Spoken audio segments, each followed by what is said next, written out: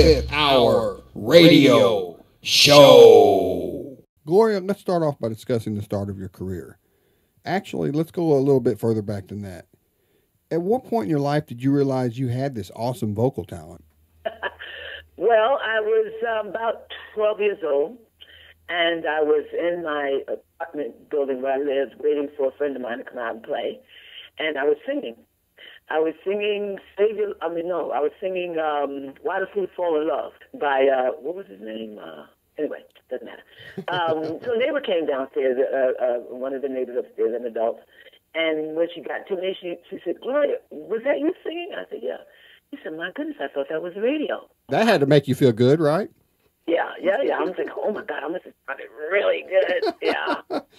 Now, once you realized you could sing exceptionally well, was there ever any doubt on how you wanted to use that talent? I mean, did you have it in your mind that being an entertainer was your calling and you were somehow going to see this thing through no matter what obstacles were thrown at you? Or did you have a backup plan in case it didn't?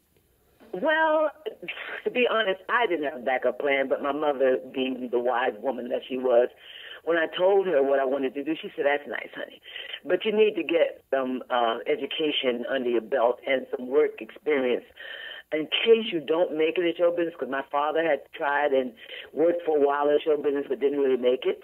And she said, "You need to get some education and some work under your belt because in case you don't make it, nobody's going to want to hear 20 years from now that you never had a job." Yeah. So I, being a smart person taking after her, I went to beauty culture school and business college because I believed that whatever I learned there, I would be able to use in show business when I did make it, and therefore that time wouldn't be wasted. What do you consider your first big break that got you into the business? I was working in a club in Manhattan, and a go-go girl who couldn't sing at all, but she wanted to sing, and she had a manager. She brought her manager down to see me, and he took me to producer Paul Lecca at Columbia Records, and he took me to Clive Davis. And Clive Davis signed me to Columbia Records. Now, some of our listeners may know and some may not, but before I Will Survive was actually recorded, you had a really bad accident on stage that left you paralyzed. And I don't want to say, that accident was destiny, but hindsight being 2020, everything kind of fell into place for you at that time and with the song. Do you mind? Yeah. Do you mind giving our listeners a little history behind that? Well, I had been recording, and the record company had called me and said that they were not going to renew my contract, and I was kind of devastated, didn't know which way I was going to go from there, and was trying different things, and nothing was happening. That's when I had the accident and went into hospital, and I was like, oh, my God. People were going around the record company saying the Queen is dead because I had been elected Queen of Discos, and they were saying the Queen is dead, and it was horrible. And so that's when I believe that God allowed that to happen to me so he could get my attention. Mm-hmm. And he really got my attention. So while I was there, I was praying. I'm like, okay, what are you going to do with me now? Where am I going? What am I going to do? And I gained a lot of faith while I was there reading the Bible and all that, which I had never done before. And when I came out, I was confident that he was going to do something. I didn't know what, but something. Sure enough, just a few weeks later, I get a letter from the record company. They're not ending my contract, but they want me to go out and do a recording in California with the producers that we had chosen. And they said they had a deal that they would do the B-side of the recording that the new record company president had wanted me to do. This new president had come over from England where I was very popular. He knew me, and he wanted me specifically to do this song. And so while I'm there, I'm saying to the producers, okay, what's the B-side? And they give me the lyrics to this song, and I'm reading the song, and I'm saying, what are you, stupid? I'm going to put this on the B-side. This is a hit song. Can't you see this is a hit song? It's a timeless lyric. And they're like, yeah, well, maybe it'll get a chance one day. Somebody will turn it. I'm like, okay, if it's left to me, it will definitely happen. So we recorded. We took it back to the record company. They wouldn't even listen to it. Wow. But then we took it to a DJ, Richie Kazar, at Studio 54. He played it. His audience immediately loved it, which was a big sign to me because the New York audiences don't immediately love anything. Mm-hmm. And then we gave him a stack of them. He dispersed them around to the DJs in New York City. They began to play it. People began to request it. Then the people began to request it from radio stations because now they want to hear it on the way home, on the way to work. And so the then the DJs on radio call the record company, where is this song that people keep requesting? The record company had to say with much chagrin, you've already got it, it's on the B-side of that other song. And the rest is history, right? The rest is history. Yeah. Now, not only did I Will Survive help you in your career, it's also helped so many other people get through adversity in their own lives. And you've recently written a book, right, detailing these stories. Exactly. People have telling me these stories for so many years. And the stories have inspired and uplifted me. And I thought, I'm being a little bit selfish here. It's time for me to share this with the public so that they can be inspired and uplifted, not only by the song, but by these stories. And so, hence the book and the CD that complements the stories in the book. Both are called We Will Survive. Now, how long have you been receiving these testimonies from people telling you, that your song was the driving force behind helping them get through such trying times? Since I first recorded it.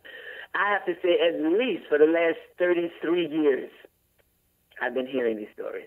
Well, for those out there that haven't read your book yet, what kind of stories can they look forward to if they buy it and read it? Can you detail one for us? One of my favorites, is written by a woman. As a matter of fact, I went to a Seder with her and her family last night. She is a Holocaust survivor. And she went, of course, through so many things at the death camps and Auschwitz and all that, and she chronicles her survival story in the book.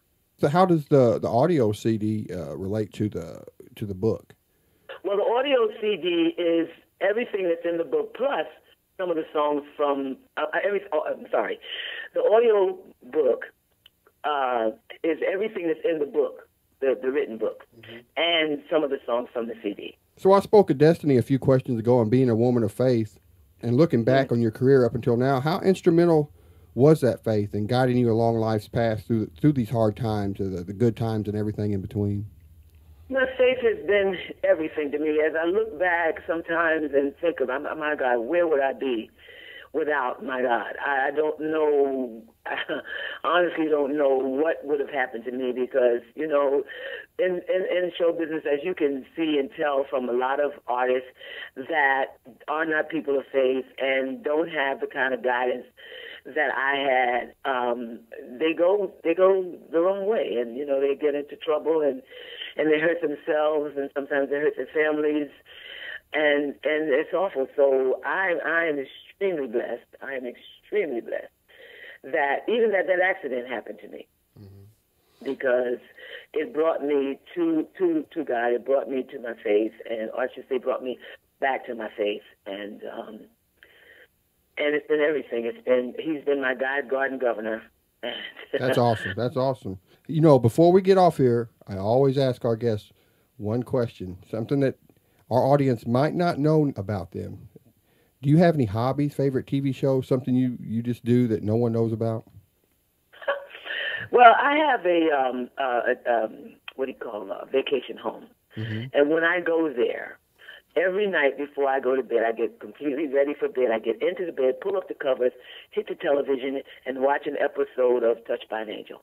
Oh, okay. Yeah, I know that show. Loved it. Love it. Still love it. Okay, and as far as website, social media, where can people go to get info on your new book, CD, performances, stuff like that? Okay, you can go to my website, GloriaGaynor.com. The book and the CD are both available on Amazon.com, and the CD alone is available on iTunes. Well, Gloria, it's been a real honor speaking to you. Good luck on the book, and may God bless you in everything you do. Thank you so much. God bless you.